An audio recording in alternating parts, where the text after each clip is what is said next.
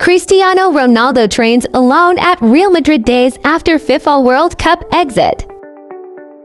Cristiano Ronaldo trained alone at Real Madrid days after Portugal were knocked out of 2022 FIFA World Cup in quarter-finals.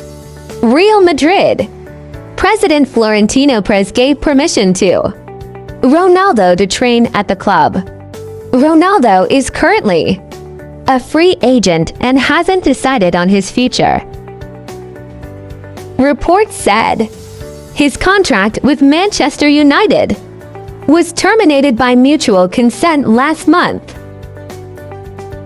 Thanks for watching. Please subscribe our channel for more short news update.